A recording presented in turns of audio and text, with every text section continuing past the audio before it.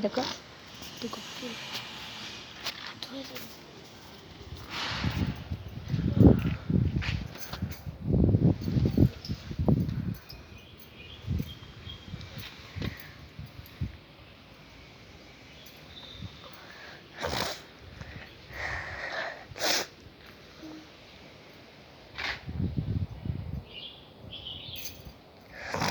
তাকে ইয়ে করে এখন কিছু জন্ম হয়েছে বোধ হয় সেই তো কিছু কথা বলছে না, তো ঘি ঘি হতো না রুটি এটা দেখ খাবে।